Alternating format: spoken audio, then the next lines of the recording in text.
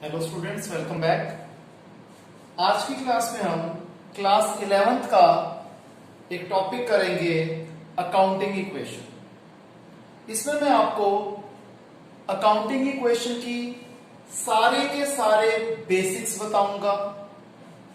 जो commonly used आपकी accounting equations होती हैं उसके एग्जांपल्स डिस्कस करूंगा। तो आप लोग बहुत ही ज्यादा ध्यान से फोकस करिए। आज की ये क्लास बहुत ज्यादा इंपॉर्टेंट है।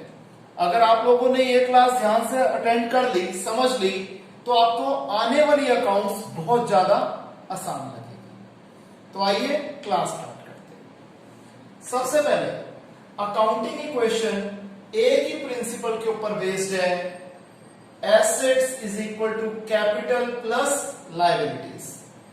एसेट हमेशा कैपिटल और लायबिलिटी के सम के बराबर होती है। और इस चीज में ध्यान रखना हमेशा, LHS is always equal to RHS।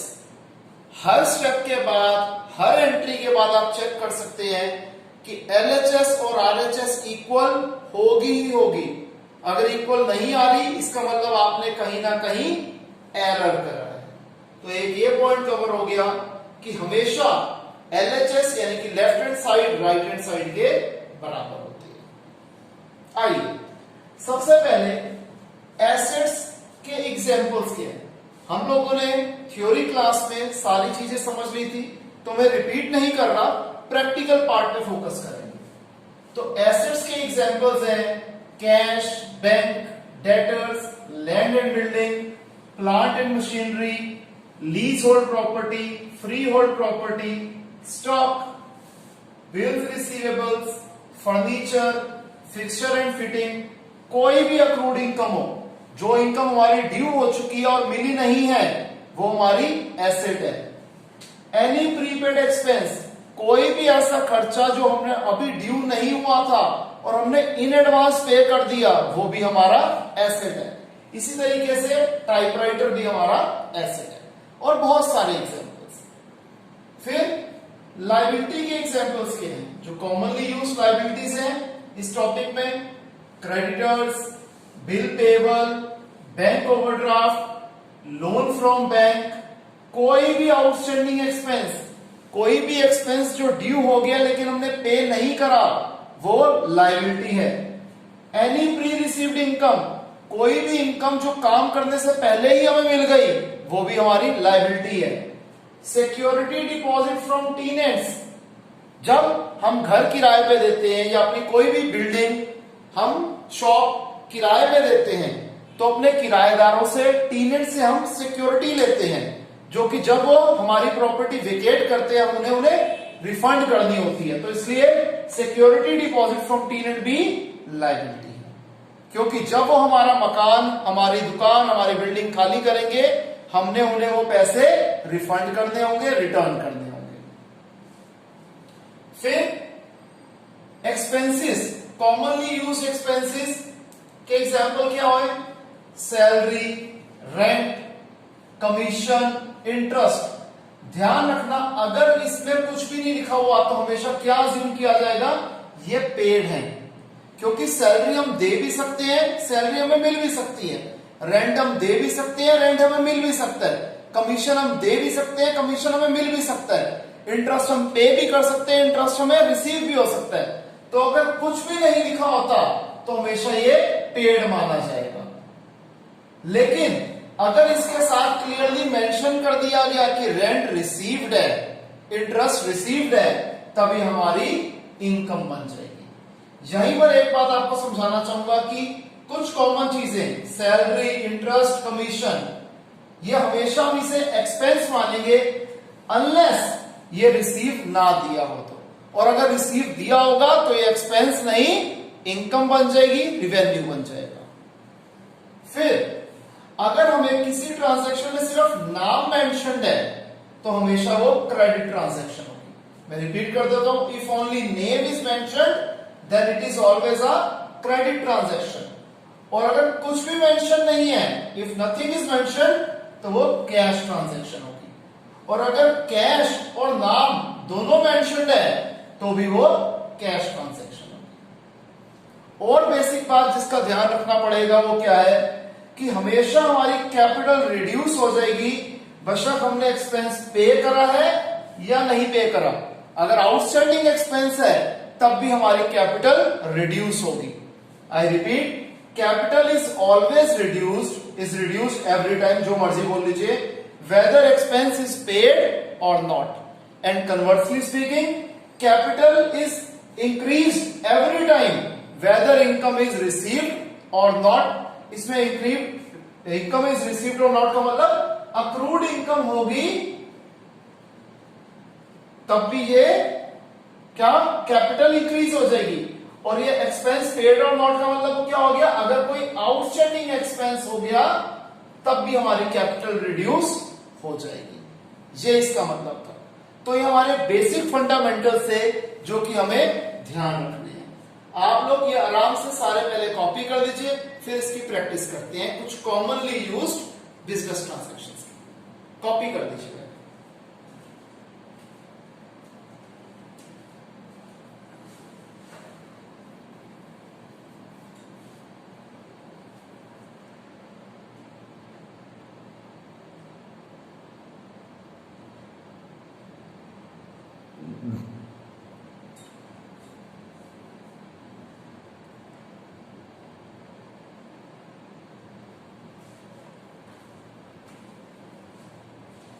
Students हम कंटिन्यू करते हैं। एक पॉइंट हमारा रह गया था, वो क्या है कि separate column is made for each asset and liability. इस चैप्टर के अंदर जितने भी हमारे एसेट्स होंगे, जितनी भी हमारी लायबिलिटीज होंगी, हर एक का अलग अलग कॉलम बनेगा। आगे देखिए, अब हमारी अकाउंटिंग इक्वेशन स्टार्ट हो रही है। जो पहले आपको बताया था वो एक जनरल, एक बेसिक फंडामेंटल था। अभी भी हम कुछ एग्जांपल्स कवर कर रहे हैं जो मैं अपनी तरफ से आपको दे रहा हूं। वो क्या है देखिए, स्टार्टेड बिजनेस विद कैश ₹50,000। हमने बिजनेस की शुरुआत करी 50,000 कैश से। तो बिजनेस में क्या इंपैक्ट पड़ा, बिजनेस के अंदर कैश 50,000 से बढ़ जाएगा और बिजनेस की कैपिटल भी 50,000 से बढ़ जाएगी। ये मैंने बीच में एक लाइन डाल रखी है ये दिखाने के लिए कि ये एलएचएस है जो कि एसेट्स की है, और लाइन के इस तरफ यानी कि कैपिटल प्लस लायबिलिटी जो कि आरएचएस में आएगा। ठीक है जी। सेकंड हमारे पास आ जाता है कि हमने बिजनेस की शुरुआत करी 20,000 रुपए कैश से, 30,000 का हमने इसमें फर्नीचर भी लगाया, 1 लाख रुपीस की हमने मशीनरीज का यूज करा। बिजनेस की शुरुआत में ही जब हमने बिजनेस को स्टार्ट करा तो ये चीजें हमारे पास थी। बिल्डिंग 10 लाख रुपीस की थी। तो क्या हो जाएगा, कैश, फर्नीचर, मशीनरी, बिल्डिंग, ये 4 एसेट है, चारों के कॉलम्स बने। जो इनके अमाउंट थे वो सारी अमाउंट से हमने इन एसेट्स को इंक्रीज कर दिया, और जो इन एसेट्स का टोटल था वो हमारी कैपिटल बन। क्लियर। नेक्स्ट, हमने गुड्स परचेज करे, नॉर्मल ले भी लिखा हुआ आ सकता है, परचेज गुड्स या फिर परचेज गुड्स फॉर कैश, कुछ भी नहीं लिखा होता तो भी हम कैश ही मानते हैं। 20,000 के हमने गुड्स खरीदे कैश पे, तो हमारा कैश 20,000 से रिड्यूस हो गया, और हमारा स्टॉक जिसे हम गुड्स भी लिख सकते हैं इस चैप्टर में, वो 20,000 से इंक्रीज हो गया। लेकिन capital plus liability right hand side पे इसका कोई इंपैक्ट नहीं है, क्योंकि अगर आप देखोगे तो -20,000 प्लस 20,000 0 इज इक्वल टू 0। वही आपको सब चीज समझाई थी कि LHS is always equal to RHS। आगे हमने गुड्स खरीदे क्रेडिट पे, उधार पे, या स्टेटमेंट ये भी लिखी हुई आ सकती है, परचेज गुड्स फ्रॉम राम, सिर्फ नाम आ जाता है तब भी एंट्री क्रेडिट ट्रांजैक्शन होती है। 30,000 के हमने गुड्स उधार पे खरीदे, तो हमारा स्टॉक 30,000 से बढ़ जाएगा, और हमारी लायबिलिटी, क्रेडिटर नाम की लायबिलिटी भी 30,000 से इंक्रीज हो जाएगी। नेक्स्ट, हमने गुड्स खरीदे शाम से फॉर कैश। आपको अभी बताया गया था कि अगर नाम और कैश दोनों आ जाता है तो ये कैश ट्रांजैक्शन होती है, यानी कि हमने ये गुड्स कैश पे खरीदे हैं, तो कैश हमारा 10,000 से रिड्यूस हो गया, स्टॉक हमारा 10,000 से बढ़ गया। और अगेन कैपिटल प्लस लायबिलिटी वाली साइड पे इसका कोई इंपैक्ट नहीं है। इसे कॉपी कीजिए।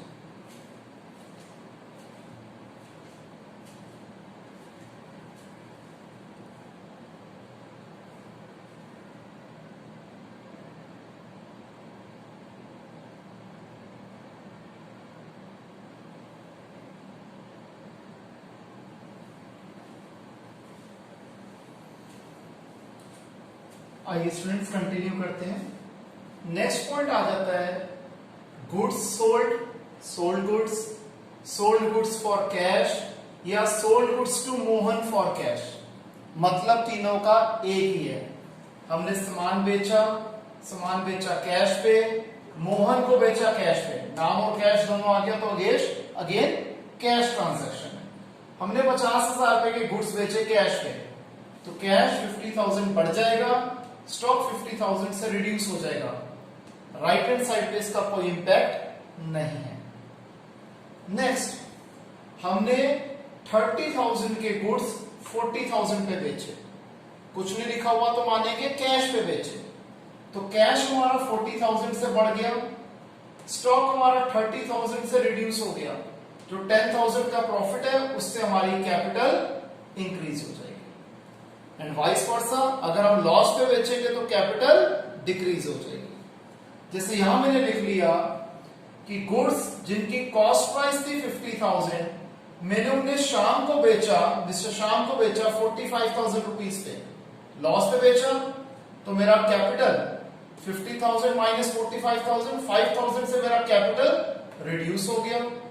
50,000 गुड्स की कीमत थी, स्टॉक 50,000 रुपए से कम हो गया। उधार पे बेचा डेटर को और 45,000 पे, तो डेटर मेरा 45,000 से बढ़ गया। अगर मैथमेटिकली देखें, minus 50,000 plus 45,000 that is minus 5,000, minus 5,000 is equal to minus 5,000। Again equation verify हो रही है।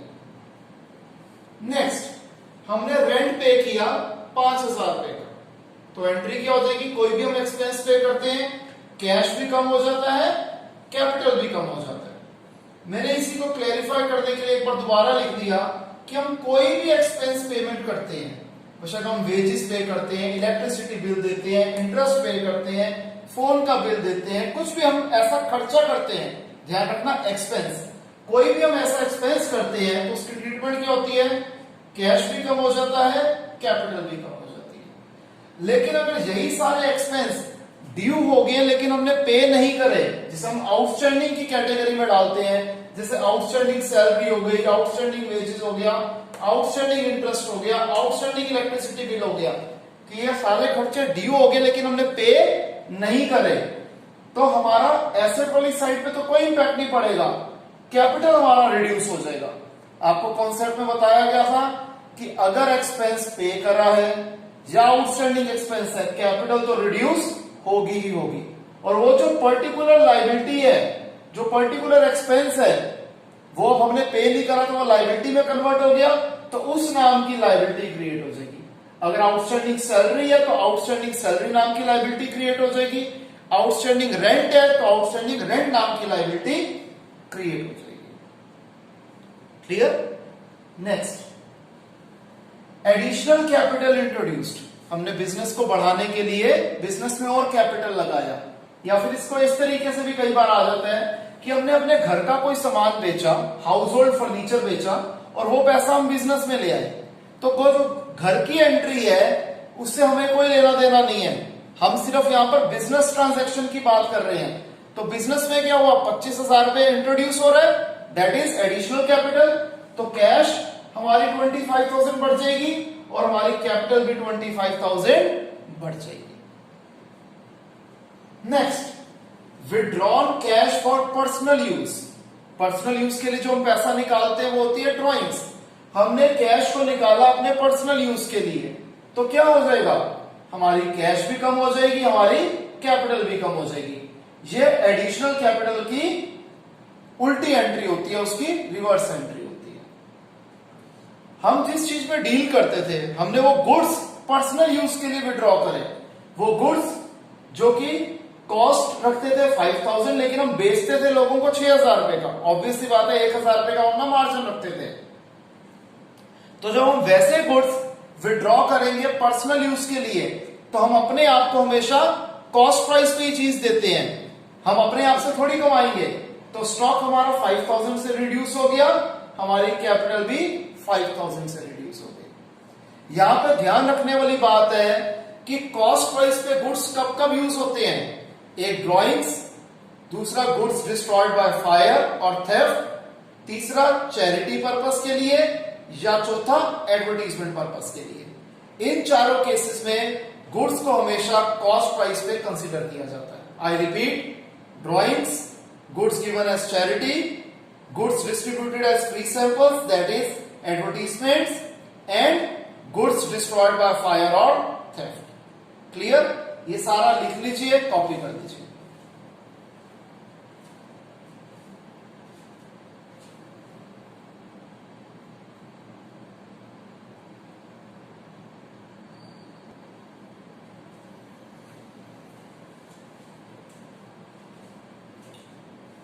नेक्स्ट हमारे पास आ जाता है गुड्स डिस्ट्रॉयड बाय फायर और थेफ्ट, कॉस्टिंग 8000, सेलिंग प्राइस 10000। हमारे गुड्स जिनका कॉस्ट प्राइस था 8000, सेलिंग प्राइस था 10000, वो जल गए या उनकी चोरी हो गई, तो क्या ट्रीटमेंट होगी? स्टॉक 8000 से कम हो जाएगा, कैपिटल भी 8000 से कम हो जाएगी। ये कौन सा केस है? व्हेन गुड्स वर अनइंश्योर्ड, यानी कि हमने इंश्योरेंस नहीं करा रखी थी। अगर इंश्योरेंस करा रखी होती है तो उसके भी अलग से दो केसेस होते हैं, एक जब पूरा क्लेम मिल जाता है और दूसरा जब पार्शियल क्लेम मिलता है। अगर हम यहीं पर समझें तो अगर फुल क्लेम मिले कि 8000 रुपए का हमारा माल जला और हमें 8000 रुपए पूरे के पूरे मिल गए, तब हमारा बेसिकली नुकसान कुछ नहीं हुआ, यानी कि कैपिटल रिड्यूस नहीं होगी, हमारा स्टॉक 8000 से कम हो जाएगा और हमारा इंश्योरेंस क्लेम नाम का एसेट 8000 रुपए से बढ़ जाएगा और दूसरी तरफ उसका कोई इंपैक्ट नहीं पड़ेगा। लेकिन अगर insurance company partial claim accept करती है, यानी कि वो कहती है भाई मेरे हिसाब से 6500 रुपए का क्लेम बनता है, तो क्या होगा? स्टॉक तो हमारा 8000 रुपए का चला, इंश्योरेंस क्लेम हमें मिल रहा है 6500 रुपए का, तो एक्चुअल लॉस 1500 रुपए का है, तो हमारी कैपिटल जो है वो 1500 रुपए से रिड्यूस हो जाएगी। क्लियर? आगे देखते हैं। अब इंटरेस्ट ऑन कैपिटल ₹1000। आपको पता है अकाउंट्स में ऑर्गेनाइजेशन और मालिक दो अलग अलग एंटिटीज हैं, तो हम बुक्स ऑफ अकाउंट्स मेंटेन करते हैं इस केस में ऑर्गेनाइजेशन के हिसाब से। तो इंटरेस्ट ऑन कैपिटल 1000 रुपए ओनर को, प्रोपराइटर को मिल रहे हैं और पे कर रही है ऑर्गेनाइजेशन, तो माइनस होगा ऑर्गेनाइजेशन के पॉइंट ऑफ व्यू से और प्लस होगा प्रोपराइटर के पॉइंट ऑफ व्यू से।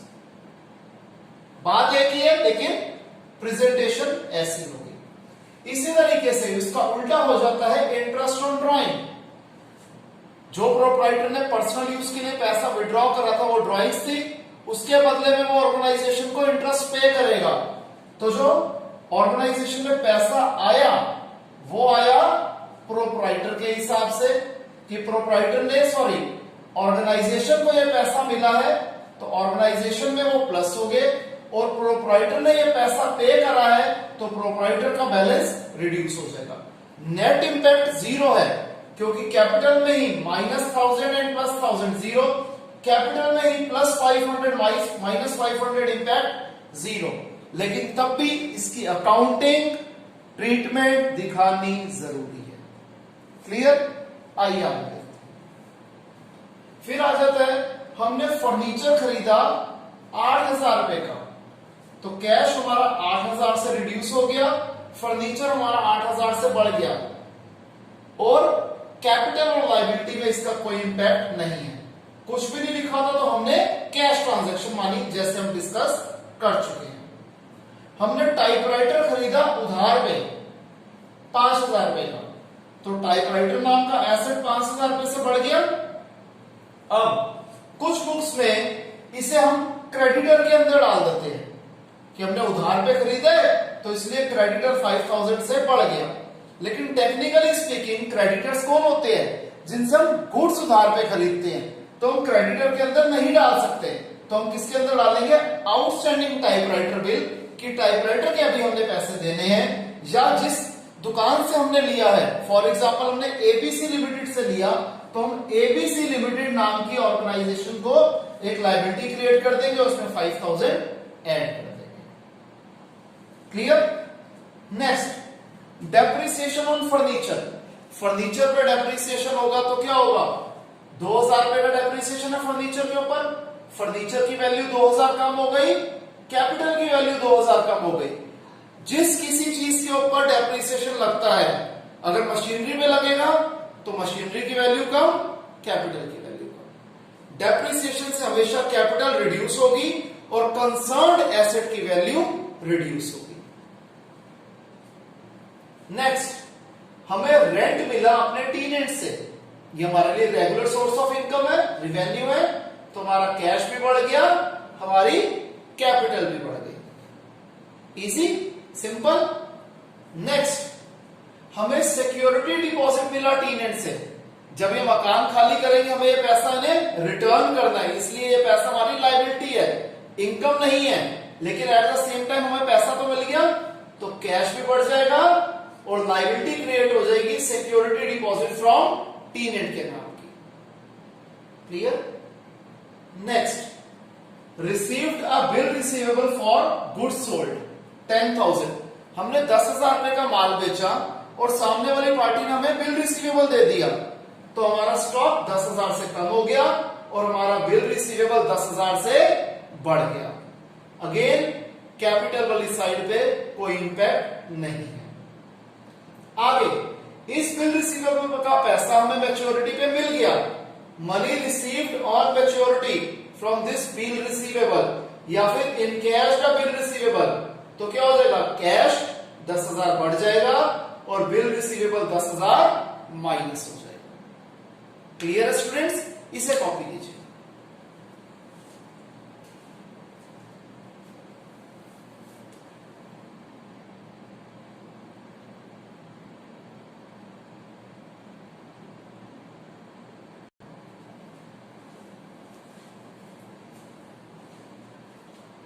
आगे हमारे पास आ जाता है स्टूडेंट्स प्रीपेड रेंट ₹2,000। 2,000 रुपए का रेंट हमने पहले ही पे कर दिया, तो हमारा कैश हमारी जेब से निकल गया। और प्रीपेड रेंट क्या है? एक एसेट है, तो एक एसेट क्रिएट हो गया 2,000 रुपए का। राइट हैंड साइड पे इसका कोई इंपैक्ट नहीं है। Rent paid ₹5,000 including 3,000 as advancement. हमने टोटल 5,000 रुपए का रेंट पे करा है, जिसमें से 3,000 क्या है? एडवांस रेंट है, तो हमारा कैश 5,000 से रिड्यूस हो गया। हमारा प्रीपेड रेंट नाम का एसेट 3,000 रुपए से बढ़ गया। एक्चुअल रेंट क्या था? 2,000 रुपए था, तो कैपिटल हमारी 2,000 रुपए से रिड्यूस हो गया। आई रिपीट, हमने टोटल 5,000 रुपए रेंट पे करा, जिसमें से 3,000 का एडवांस रेंट था, तो एक्चुअल रेंट जो इस टाइम से परटेनिंग था वो था 2,000, तो कैपिटल हमारा 2,000 से रिड्यूस हो गया। 3,000 रुपए का प्रीपेड रेंट नाम का हमारा एसेट क्रिएट हो गया। टोटल हमने 5,000 रुपए कैश दिए थे, तो कैश हमारा 5,000 से रिड्यूस हो गया। हमने मोटरसाइकिल खरीदी पर्सनल यूज के लिए, पर्सनल यूज के लिए कुछ भी करो और ड्रॉइंग से, तो हमारी कैश भी 80,000 से रिड्यूस हो गया, हमारा कैपिटल भी 80,000 से रिड्यूस हो गया।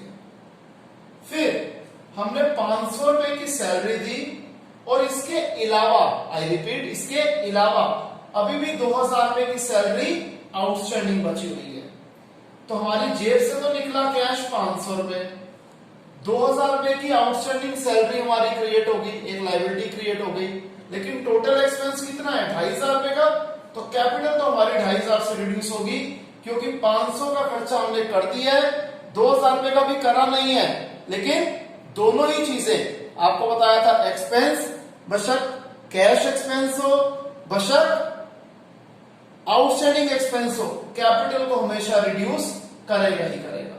ध्यान रखना, प्रीपेड एक्सपेंस कैपिटल के ऊपर कोई इंपैक्ट नहीं डालता। फिर कमीशन रिसीव्ड इन एडवांस ₹5000, हमने अभी काम नहीं करा लेकिन हमें कमीशन पहले ही मिल गई, तो हमारा कैश बढ़ गया और हमारी एक प्री रिसीव्ड कमीशन या फिर अक्रूड कमीशन नाम की हमारी एक लायबिलिटी क्रिएट हो गई, क्योंकि अभी हमें इतने का काम करके देना है। फिर अक्रूड इंटरेस्ट ऑन इन्वेस्टमेंट ₹600, हमने इन्वेस्टमेंट करी थी जिसके ऊपर अब हमें ₹600 इंटरेस्ट मिलना है, अभी मिला नहीं है। अब क्योंकि मिला नहीं है तो कैश पे तो इंपैक्ट पड़ेगा नहीं, तो हमारा एक एसेट क्रिएट हो गया अक्रूड इंटरेस्ट ऑन इन्वेस्टमेंट के नाम से ₹600 का, और इनकम बशक मिल चुकी हो, बशक अक्रूड इनकम हो, कैपिटल तो वो इंक्रीज कर ही देती है। नेक्स्ट पॉइंट, हमें अपने डेटर से ₹2000 मिल गए, तो हमारा कैश ₹2000 से बढ़ जाएगा और हमारा डेटर ₹2000 से कम हो जाएगा। राइट हैंड साइड पे इसका कोई इंपैक्ट नहीं है। इसी तरीके से अगर हम ₹5000 अपने क्रेडिटर को पेमेंट कर देते हैं, तो हमारा कैश ₹5000 से कम हो जाएगा और हमारी क्रेडिटर नाम की लायबिलिटी भी ₹5000 से कम हो जाएगी। Clear students? अगर आप इसे इकट्ठा करें तो आप क्या देख रहे हैं, अकाउंटिंग इक्वेशन इन 4 तरीके की है, या दोनों साइड सेम बैलेंस बढ़ेगा सिंगल ट्रांजैक्शन, या दोनों साइड सेम बैलेंस रिड्यूस होगा सिंगल ट्रांजैक्शन, या फिर लेफ्ट हैंड साइड पे एक अमाउंट बढ़ रहा है दूसरा अमाउंट कम हो रहा है, लेकिन उसका जो इंपैक्ट है राइट हैंड साइड पे उसी का वो, जैसे यहां पर डिफरेंस प्लस में था, +600 - 300 इज +300, तो राइट हैंड साइड पे +300 हो गया। लेकिन अगर इसका उल्टा कर दें कि एक चीज ₹2000 से बढ़ रही थी और ₹5000 से दूसरी चीज कम हो रही थी, यानी कि एक एसेट ₹2000 से बढ़ रहा था, दूसरा एसेट ₹5000 से कम हो रहा था, तो ओवरऑल ₹3000 का माइनस में आ रहा है आंसर, तो राइट हैंड साइड पे भी जो इंपैक्ट होगा वो -3000 का ही होगा। ये हमारा सारा कॉन्सेप्ट है अकाउंटिंग इक्वेशन का। इसे आप कॉपी कर लीजिए। आई होप आपको समझ में आया होगा। अगर किसी भी स्टूडेंट को कोई डाउट है तो हम लाइव क्लास में वो डाउट्स कवर करेंगे। और एक चीज याद रखिएगा कि जो हमारी नेक्स्ट क्लास होगी हम अपने टीएस ग्रेवल के सॉल्यूशंस उसमें डिस्कस करेंगे। ठीक है स्टूडेंट्स, आज के लिए इतना ही। मिलते हैं नेक्स्ट क्लास में नए टॉपिक के साथ। तब तक के लिए बाय, टेक केयर।